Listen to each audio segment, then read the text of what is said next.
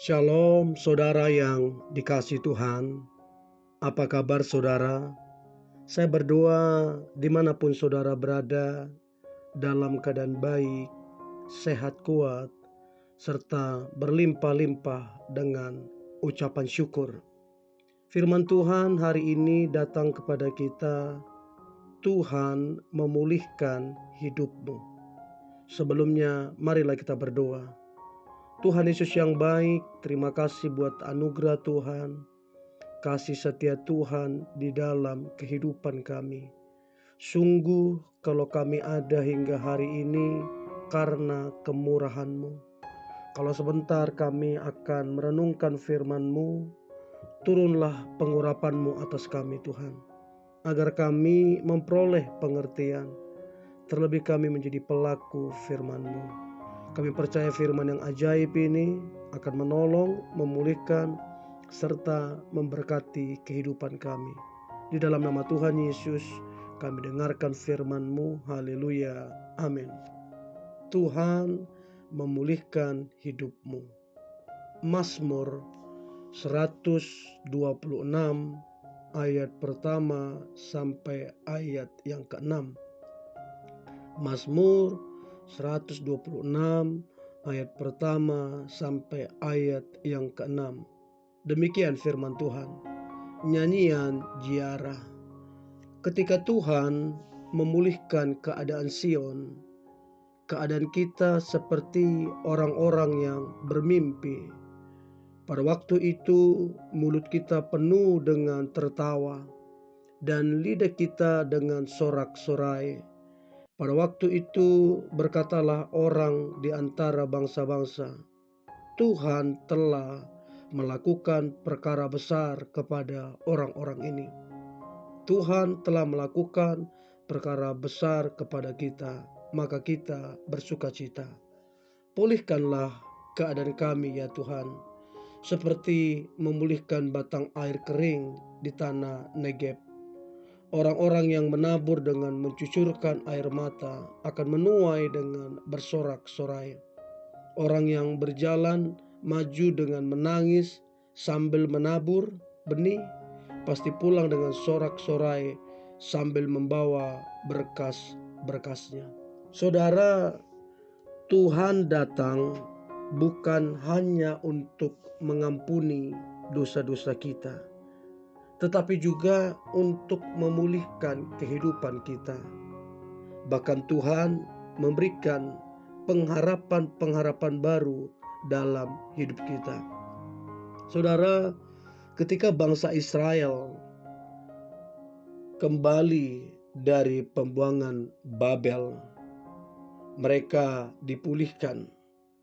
Mereka bersukacita karena Tuhan memulihkan keadaan mereka.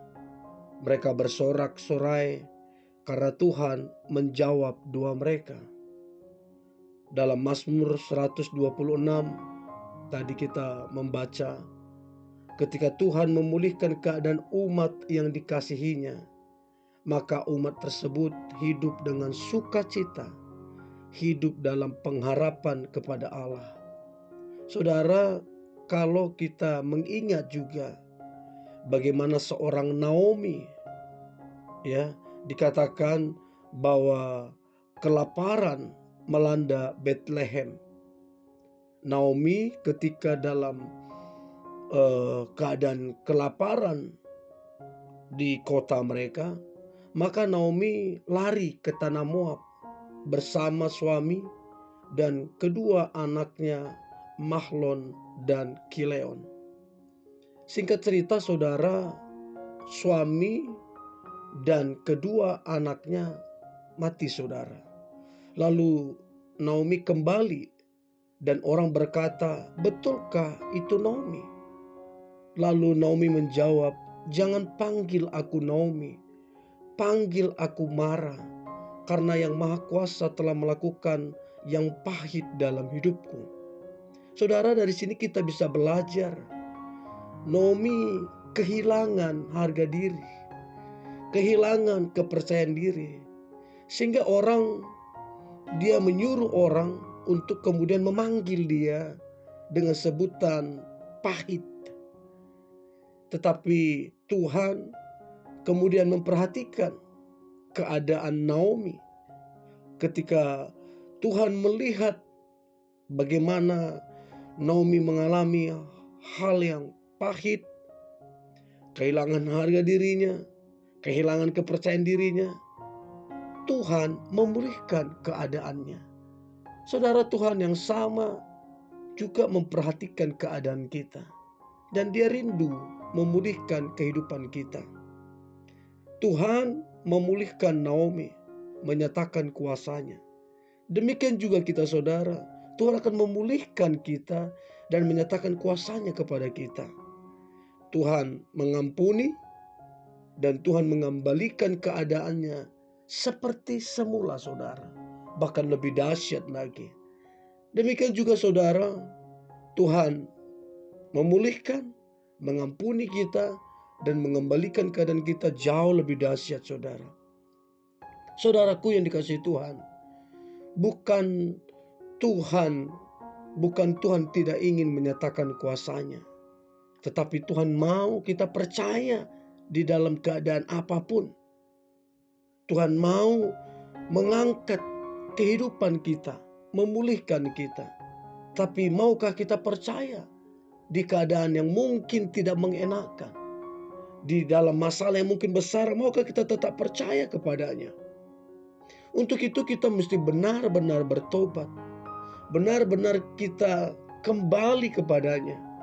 Maka lihatlah, Tuhan akan memulihkan kehidupan kita. Maka kita akan bersuka cita. Ya, saudara yang dikasihi Tuhan. Jadi perlu respon dari kita untuk kemudian menangkap hati Tuhan. Kita perlu berdoa, kita perlu berusaha, ada iman dan taat. Untuk kita kemudian merespon kasih Tuhan yang akan memulihkan kehidupan kita. 2 Tawarik 7 ayat 14. Dan umatku yang atasnya namaku disebut, merendahkan diri, berdoa dan mencari wajahku, kata Tuhan. Lalu berbalik dari jalan-jalannya yang jahat, maka aku akan mendengar dari sorga dan mengampuni dosa mereka, serta memulihkan negeri mereka. Saudara yang dikasihi Tuhan, marilah kita merespon satu inisiatif Tuhan yang rindu memulihkan kehidupan saudara dan kehidupan saya. Sepahit apapun situasi kita, Tuhan sanggup memulihkannya, saudara. Tuhan sanggup mengembalikan kehidupan kita jauh lebih baik, jauh lebih dahsyat, saudara. Saudara, jangan percaya intimidasi yang berkata saudara tidak layak, saudara orang kotor. Ya, jangan percaya intimidasi dari sejahat saudara. Saudara harus mengklaim kasihnya, ya, mengklaim janjinya, mengklaim kuasanya, sehingga saudara tidak terintimidasi. Dan kita harus diisi, dipenuhi oleh firman, sebab firman itu berkuasa, saudara. Dan saya percaya waktu kita mengklaim janji Tuhan, mengisi hidup kita dengan firman, dituntun oleh firman, maka Tuhan akan memulihkan keadaan kita. Dan kita akan bersorak-sorai.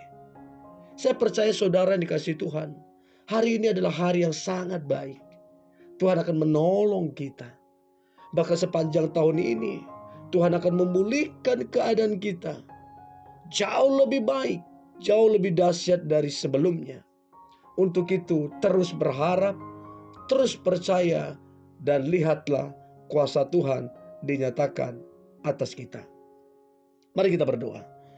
Tuhan Yesus yang baik, terima kasih buat anugerah Tuhan, kasih setia Tuhan di dalam kehidupan kami. Kami percaya kerinduan Tuhan adalah memulihkan keadaan kami.